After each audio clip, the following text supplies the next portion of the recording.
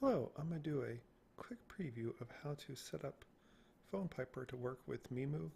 It's not going to be perfect because I can't get this icon over the A, B, or C box because I can't figure out how to get the grids right. It's probably just an issue with this launcher, but what I need to do is I need to firstly make sure it's set up right. It needs to be a mobile, it needs to be 1080 by 1920, then go into network and make sure you can have a bridged connection. You can do NAT. I have instructions on the GitHub about how to set that up, but bridging is easier. Alright, the next thing you do is you need to get the Phone Piper app from GitHub, and then they have an install button over here somewhere. Install it in here, run it, and then down here it's going to tell you the IP address of where it is. Alright, so now what I need to do is run the actual app. So I extracted the zip file, so I'm going to run server.bat, and then if Java's all set up, we're all good. It is currently loaded. Now what I need to bring in a window, localhost 8090/Piper. Alright, and now this is the Phone Piper web interface. So what I want to do now is I want to create a new configuration. So open this, go back up again. So I want to call this one farming. Call the state farming. The state name is very picky because it is going to save it to the server, so it only lets in certain characters. Now I'm running Memu 5. You can also get it up to Android 7, but so I'm just going to choose Memu 1080. It makes a difference. The view, I need 1080 by 1920, just for the base view, but because it is Halloween, I need to now add in the Halloween overrides to make sure it can actually detect the home screen. Now for the script, I need to first load in farming. I could also do fuse. Fuse lets you fuse up units. Jitter will just move your character around a little bit, and it could even fight a bit in case you're doing a dungeon. And then test is just to test things out, and you can also use the light brightness control to raise or darken the screen volume. I would do farming, and then hit the plus button. Now I need, because I have all these things, I need the arena base so it knows how to do an arena battle. But then I need to have my actual arena implementation, how my units are going to fight, which is just the template. And then if there was a raid going on, we'd also need to load in the raid template, which, this is my raid template, but then you can just override it, make your own, and try to figure it out. Now what I need to do is I need to set the IP address of it, so 192.168.128.7. Alright, the ADB port should not change, the HTTP port should not change. Path to ADB. Now I need to go here, I'm going to my Memu install, and I need to now tell it where it is. So this is the path to the Memu ADB. Now Memu comes with its own ADB. If you want to connect to a real device, you need to get Android Studio or the Android console tools, and then you can basically connect to it that way instead.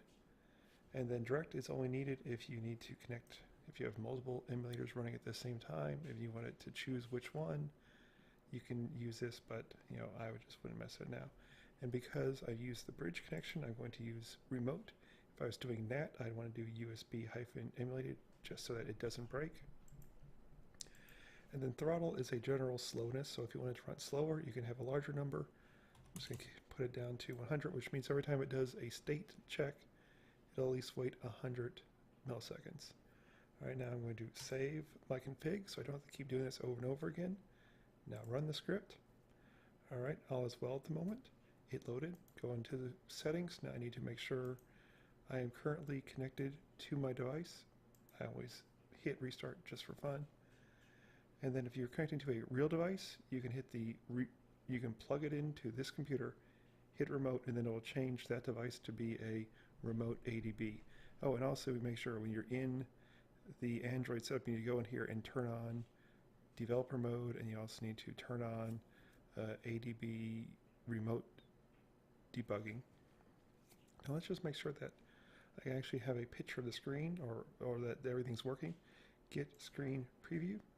And now if you notice, I actually do have a image from the screen, so we're off to a good start. All right, and now let's go over something, because this is where you might get a headache. So you have a whole lot of things. So you have your arena team, which -3. It's the third team of 5, so I'm just going to set that up. Defense doesn't work yet. And then here's all of your rules for the current arena. At least I hope it's most of them. But then these really don't do anything, because when you create your scripts, you have to then adhere to these rules. So like if they don't allow Earth this week, you can't use Earth attacks, so you need to then have your scripts not do Earth and do something else. Up to you. And then here's the enablement section. So I'm not going to do any arena. I can turn it on, but I am going to do farming. If there was a raid, I can turn on raid, but then I have to have my raid script ready. And then my farm party is party 2. I want them to farm in the 3rd menu item. Transition energy is the minimal amount of energy before it does something else. So right now it's set to 1. If I set it to 120, then it won't do any farming until I have 120 energy. So if you're leaving it overnight and you want to have enough energy for the King Mog in the morning, you can set it to 120, and then in the morning you will have enough energy. It'll only farm if it goes beyond this. And then the player level is used to calculate energy, so let's just say 163. And then the transition timer is a timer that is used to basically, when you've been farming for this long, it will then say, let's go do something else, so you don't just get stuck in there. And now, this probably isn't going to work with the current setup, but it will actually, if it crashes to the desktop, it will actually detect it, and then it's going to try to click on A, but at the moment, I can't get that icon there. I probably need to use a different launcher. I can do it on my real phone. I probably need to add in a icon D there, but one thing at a time. So right now I'm just going to say, so if it detects the home screen, stop. You can also do recover. So if it ever crashes to the home screen, it's going to then click on the app icon, pop it up, start over again. And now here's also my raiding party setup. So which unit group is my raid party? Is the current home banner a raid banner? Because if you say, if it is, you can say enable, and it'll just tap it so much faster. And then if it's not on the home screen, you need to tell it which vortex item it is. It could be 4, 5, 6, but we don't have that set up now. And now you can also choose which menu item in the raid you want to fight. Usually the top one, Elite, Pro, Advanced, just the 1st, 2nd, 3rd from the top. And now if you need to do raid or farming refreshes, you can go in here, put a number in here. If you put in 5, it can then possibly refresh 5 times. Each time it refreshes, the number will go down 1. So once it gets back to 0, it won't do raid refreshes anymore. If you shut down the app, these numbers clear, so they don't get saved. And now here's cool stuff. So as it plays, it'll tell you how many times it fought an arena, how many times it fought a raid, how many farming runs it's done, and then there's just some timers. You really don't need to worry about screensaver unless you're on a real device, but usually it only happens during farming times. And now one really useful feature is, as it is TMR farming for you, it will actually keep track of how many times a unit TMR pops. So if you leave it in the morning, or if you leave it at night, come back in the morning, you'll probably see 1.1, 1.0, 0.6. You'll see how much TMR you gained over that time. And then lastly, there's just this enable screensaver. Since I'm in Memu, I don't care. And now there's this extra delay thing. So basically after it's done with everything, it'll then basically just wait a while. Now if you're just doing TMR farming, it's really not going to do this. It's just going to sit in that menu and wait until it has enough power to do it again. But if you're doing the full raiding, farming, everything, then you can basically, after it's done with its step, wait 10 minutes. You just sit there, do nothing. There's a developer option that basically says when the device is plugged in, stay on. So that is very useful. All right. Now with this all, let's get the game actually up. .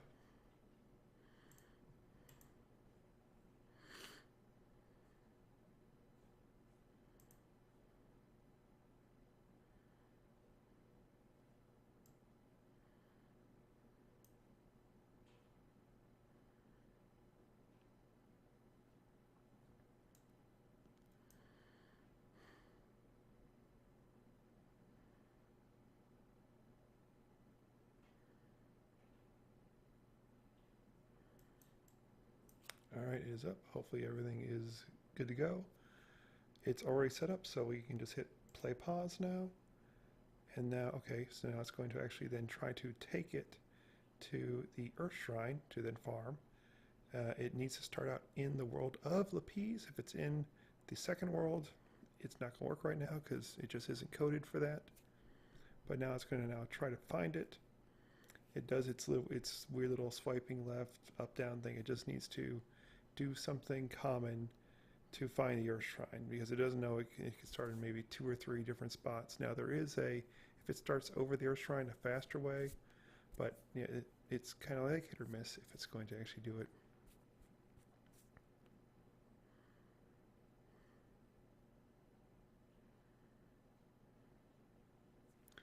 And then all this time as it's been going, it's actually been like logging things in here.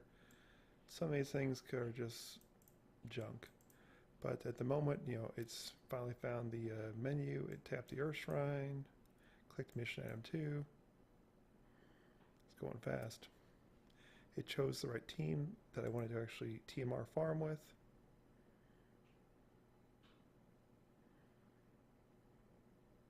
And also it does log to a file too. You can change the file to go into some crazy levels of like logging if you want to see what it's actually doing, because there's probably math and other things going on.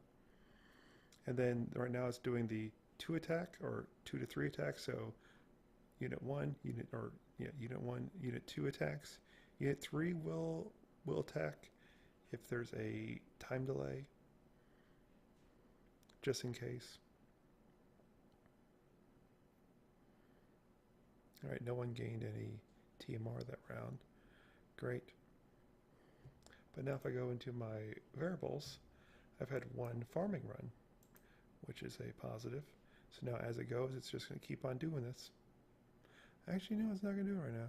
Well, I guess it did. It had 121 energy. I set it for 120.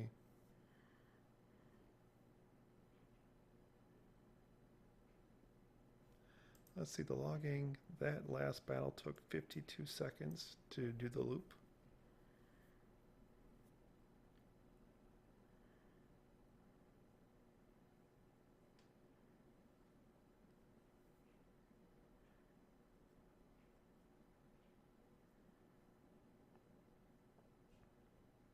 Oh, perfect. Maritime Strategist Nicole got some.